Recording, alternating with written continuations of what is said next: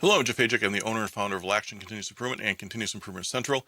And I'm going to talk to you today about the roles in an A3 project. This is part of my continuing series of videos based on my passive learning posters. So the roles of an A3 project, there's a couple of reasons why you want to have specific roles for people. And it's going good. So the roles really do a few things for you. And the first is that they prevent duplication of effort. So you want to make sure you know who's doing what in any kind of project you do. You want to have accountability, so once you have defined roles, people are also responsible for those roles, and it helps to prevent conflict if you have an understanding of who the people are that are going to be the mediators, who are the final decision makers, and really who's doing what. So if you're the project leader, you have a different set of expectations and authority than if you're a stakeholder, and you want to make sure that you have a good understanding of what the hierarchy is on that. And all this stuff, really what it does is it helps improve the efficiency and the speed and the effectiveness of your project, because you're not debating the structure of it. You're not debating the ownership of different things. It just creates a infrastructure that makes it easier to make improvement. Now, what are these roles we're talking about? So there's really 6 of them. You got the champion, who is the high-level person. This is the person that's going to be an executive level, who's really in charge of the whole umbrella that all these organizations fall under. So this might be a VP of operations or vice president of marketing, or in some cases even the CEO. Generally not. They're pretty busy, so normally this will fall down into a director or VP level. The team leader is a person who's going to be running the project. You have a mentor or a coach.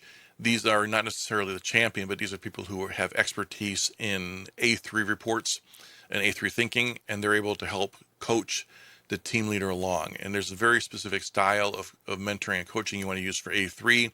It's a lot more Socratic in operation, where you're not really giving answers, but you're driving the person to ask the right questions and figure things out on their own.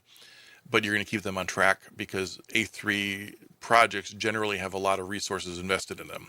So you do want to make sure that you develop a very capable team, but you also want to make sure that you get things done.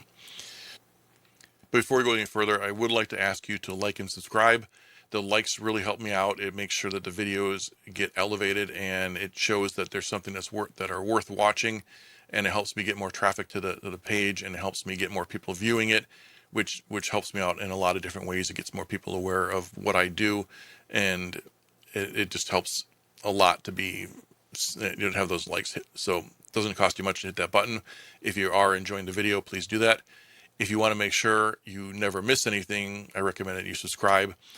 On that note, we have 84 of these posters, 85 right now. I just released another one that we have available, and we're going to try and put out videos like this here on YouTube for all of these. And then we'll also be putting more detailed videos into courses to go along with it. So it's a whole structure of training and resources of all our forms and tools, posters, all the things that go together to help make it easier for you to manage and be effective at your training. So with that said, getting back to the video here, the team members are what you'd expect. They're people that are doing the work within the project. The team members come from a cross-sectional view of the entire organization. So you're going to want to have some engineers, some people from the work area, possibly marketing people involved. Basically, anybody who has a function that could be used in this should be on the team. You should have that role on the team, not everybody who has that function, obviously. But your teams, the size of the team should be dependent upon the scope of the project and what you think you need to do. So the leader and the mentor have to figure that out ahead of time. But you want to have a good cross-section so that any problem that you come up with, you have somebody who has some expertise in solving that. The stakeholders are the people who have vested interest in the project going well. And these are going to be adjacent upstream, downstream processes, or, if you have an operation you're working on quality problems, your marketing team is going to be a stakeholder because they want to be able to sell the product more effectively. So that's the kind of thing we're talking about here with stakeholders. These people want to be able to have input into the project so that the project doesn't go off on a tangent that causes them problem.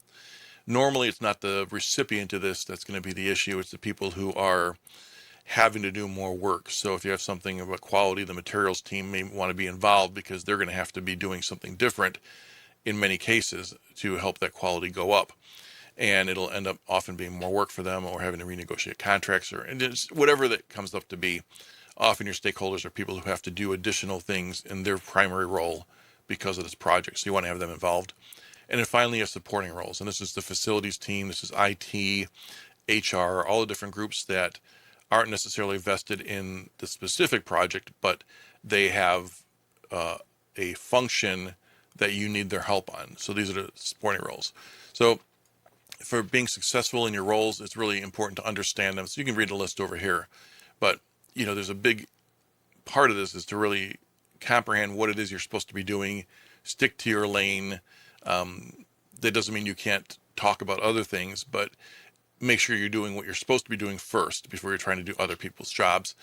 And then with, solid teamwork and everybody having their own function and knowing what they're supposed to be doing and doing it, your A3 projects are going to be much more successful. So that's all I have here. Again, likes and subscribe really help me out. I appreciate it if you do that.